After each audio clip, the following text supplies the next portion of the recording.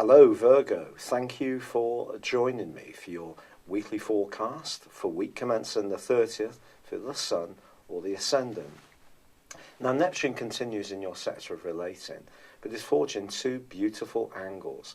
The continuing one with Jupiter, which is giving you an opportunity to express yourself very, very effectively and with a great deal of grace and subtlety, perhaps in a romantic context. But also Pluto is in on the Act 2 this week, forging a fine angle to both. This is your chance to use your flair and creativity to take any project forwards which requires a little bit more appreciation of imagination. It's not necessarily just about facts and figures. And yet this opportunity comes up when your ruler Mercury is tracking backwards, and that could create a degree of doubt.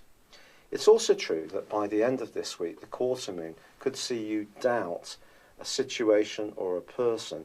Your trust could be tested, and I understand why that may be. And also with a highly strung right angle ongoing between Mars and also Uranus, your desire to do things in your own way and to break away from more formulaic ways of living is also going to be very attractive. Well, that's fine, but we also have obligations. Don't take any shortcuts or try to get out of any of yours. Think through any implications seeking your liberty may create. But you know, when it comes to that creativity, if you're open to education, new knowledge, reading, watching videos, anything that can inform you, this can be such an exciting time. It's been a real pleasure being with you. Thank you for joining me. I'd love it if you would like, comment, or subscribe to this channel if you've yet to do so. Thank you. Hello Virgo, thank you for joining me for your monthly forecast for July. There's a sense at the start of this month that you could be feeling particularly nostalgic. The chance to get together with old friends, schoolmates, people you've worked with in the past, can actually really lift your spirits. It's also a time when you can feel much more sensitive about the type of contacts and associations you have.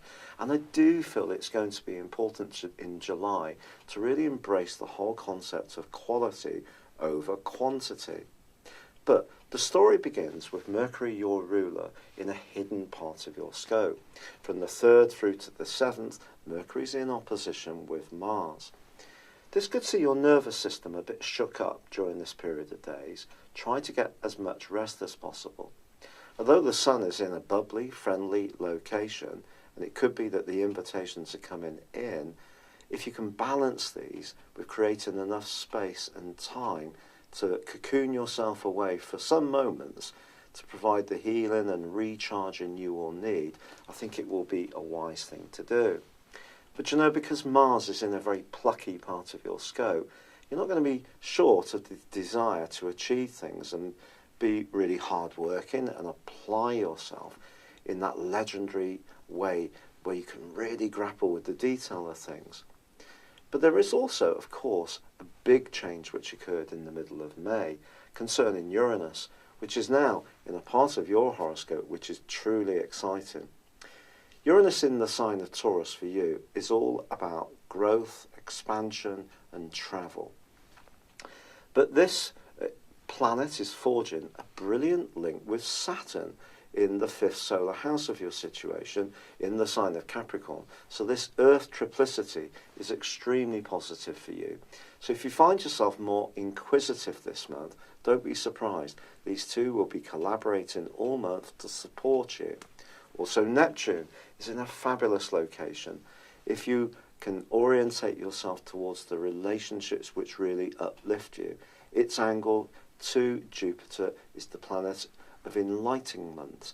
And I think conversations you have can also be very exciting, especially from the 10th, because then Venus moves into your sign, which is going to be great for your self-confidence, but also Jupiter ends a 4-month backward journey. If you have found that something that's important to you around an idea or an ideal or something to do with publishing has seemed a little bit stymied during that period, you will find that things can start to move forwards more productively. But also, in week 2 of this month, the Sun, in this very positive, sociable and interactive part of your situation, does go into an opposition with Pluto, and there is, on the 13th, a partial solar eclipse, and this is going to provide a backdrop for the next 6 months. This is big stuff. It's about choosing your priorities, quite frankly, especially around your love life or your social world. If you can get a nice balance between making sure that you're linking with the people who are important to you, but also creating enough private space for, if you do have a close relationship, for that tie, but at the same time, not losing your individual identity. It's a balance you're going to need to find, and there could be some quite passionate scenes if you can't quite get the balance right. However, on the 23rd, the Sun does move into Leo. Now, this is where Mercury is, and on the 26th, Mercury slams on the brakes and goes into a retrograde. I think you could find yourself a little bit in need of just withdrawing as this month draws to a close, but don't see this as a negative. In fact, in the last week of this month, Venus forges a glorious link to Pluto. So the things that are evolving around your creativity and personal expression, which are really important to you, well, they can continue to do so in the most wonderful of ways. But the total lunar eclipse, which occurs on the 28th, is in a very tender area of your situation. And it is in opposition with the moon in Aquarius, which is combining with Mars. When the moon and Mars are side by side, we are talking about the potential for volatility.